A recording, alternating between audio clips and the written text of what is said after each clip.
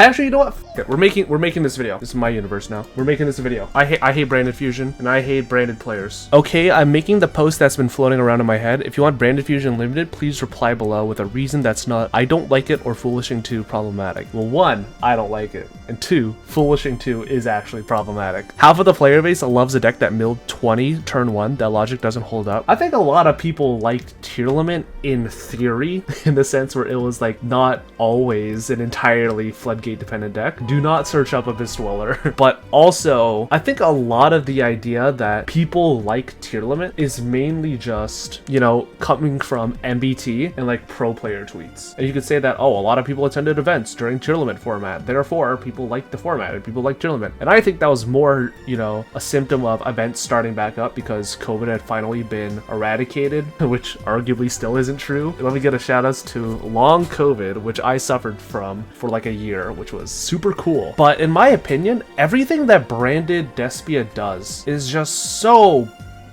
lame. There is nothing interesting about branded Despia that's not just I will set up one targeted banish or I am going to set up a floodgate. It is either the most mediocre shit on planet Earth, the most stupid, horrible combo deck on Earth where people are trying to slam Dragoon and stuff and, you know, just try and do a bunch of like goofy ass fusion plays that get stopped by a single Ash Blossom or Shifter or anything in between, or they set up a gimmick puppet and I'm just like, wow, this was a really cool game of Yu-Gi-Oh we just played. I sure hope you feel proud of yourself. I do not like getting gimmick puppet locked, and it's the easiest way to get there by a mile. Also for power level reasons. Chimera needs hit. You pick the easiest argument to beat. Ban the floodgates. Guarantee they'll never surface again. Simply ban every monster with a downside. The Scarlon's not like 100% wrong in the sense where it's just like, oh, just ban the floodgate monsters like Ido or Ra's Disciple, and it's just like, yeah, sure. Like, you can ban that. But if a deck's basic entire identity is sort of tied around doing something entirely unfair with a stupid-ass floodgate, it's kind of symptomatic of a bigger issue that almost the entirety of the deck's current identity is, you know, tied to the competitive success of, haha, some gimmick puppet.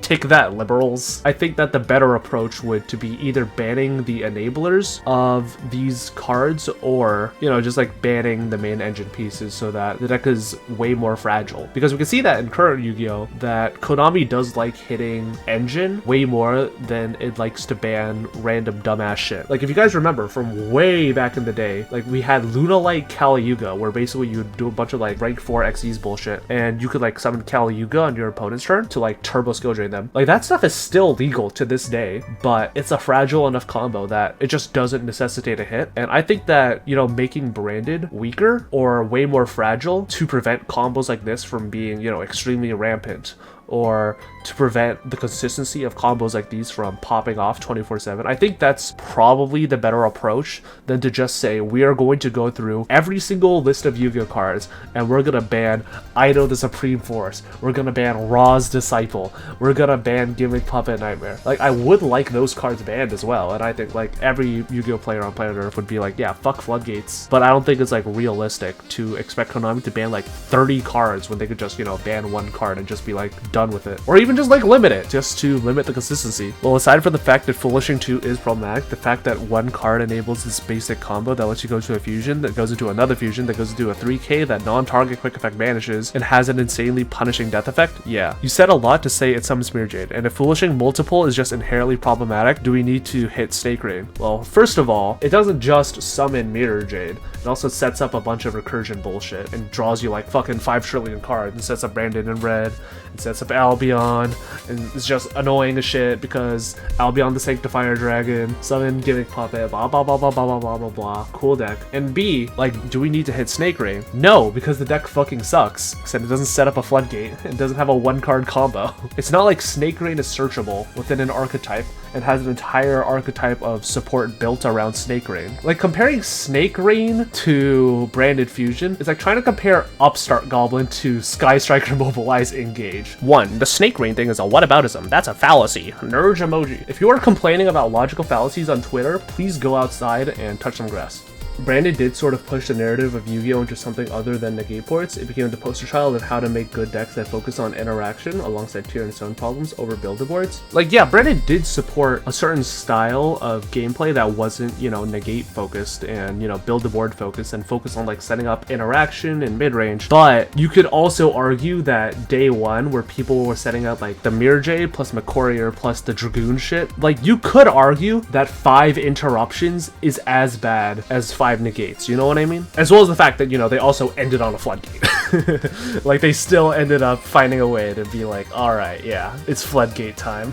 The less playable Branded is, the less people have to suffer through being Branded players. If you know someone who is a Branded Despia player in real life, please seek them into getting clinical help. They are not human. They are a skinwalker, and they should be put down for having shitty Twitter opinions. The issue with Branded is the deck's whole identity revolves around resolving Branded Fusion. It's never a deck that could be the best deck in a format because it loses hard to Ash. Even if you're playing a variant like Chimera Branded, that Branded Fusion better resolve or else you lose. That speaks more to me about the power level of Ash as a card than anything else. Are we saying ban Ash Blossom now? Is that the take we're going for? If anything, it speaks about Branded's power level if it loses to 1 Ash. Branded is very much like a glass cannon deck, where in the sense where, you know, again, it loses to like 1 hand trap, or it could lose to like 1 interruption at like the perfect time, and you're just like stuck with your dick in your hand. You're just like, well, shit, I can't do anything. But sometimes, if a Branded player is playing the super annoying high roll shit of like Gimmick Puppet, then the glass cannon fires, and you just get, you know, you're schlonged. It's kind of like Vanadium, if Vanadium was awful. The deck also isn't performing well in the meta, so don't make a power level argument either. Well, I think Chimera's doing pretty well, if I had to say so. Oh my god, I kind of did fall off. Everyone's back to playing Kashtira. Like, for a good chunk of time, Chimera was arguably the best deck until everyone decided to start playing Kashtira again because, you know, YCSs. But it's not like Chimera's in like an awful spot. It's like okay right now. I just think people don't like playing this deck. It still gets a couple of tops here and there. It's like the same power level as like something like Pearly, and I wouldn't call like Pearly, you know, like a bad deck or like an underperforming deck. Like, it's just a deck that has its issues, but it's still a good deck. Again, it's like I've been saying since like frame 1, it's the worst best deck. Like, I really think that Branded Despia players really try and victimize themselves into saying, oh no, my deck is so bad, but at the same time immediately turn around and say like, yeah, Branded Despia is like, you know, it's like a top 2 deck. As long as we don't get Ash Blossomed, it actually is like a tier 0 super threat, and it is actually the best deck, and other people just don't understand how to play it like I do, you know what I mean? Branded players are just modern day Dark Magician players. I'ma say it. I think that's actually the perfect comparison. Branded players are just Yugi boomers when it comes to Dark Magician, where it's just like, you know what? You guys just don't understand how to play it. I think Dark Magician during Zoo format was the secret tier 0 super threat. But overall, I think like Branded Fusion is symptomatic of like a bigger problem with how Yu-Gi-Oh! Sort of designed this deck, where Branded Despia, or honestly just Branded as a whole, like the entire deck is just completely focused around Branded Fusion, and everybody and their mom knows to just, well, save your negate for like this 1 card, and it really creates this really shitty game of chicken, where it's like, well, you either have it or you don't have it. Like, that's why I really like Chimera, because it gives the deck something additionally to do outside of, you know, mashallah, this Branded Fusion will resolve. But I think what Branded Fusion provides for the deck is not only way too much, but also, you know, just the definition of the most telegraphed shit in the world. But again, if a Branded Fusion resolves, you basically have the world at your fingertips.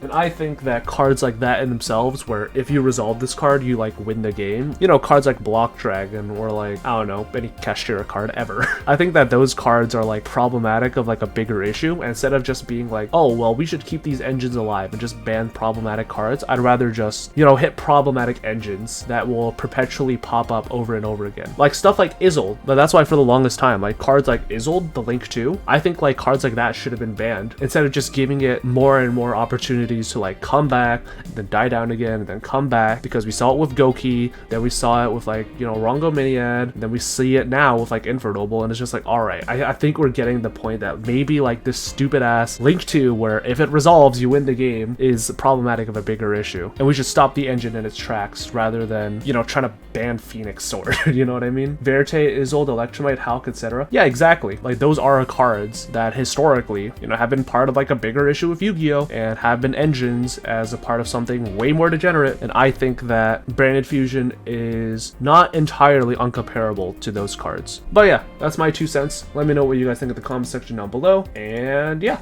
I'll see you in the next one.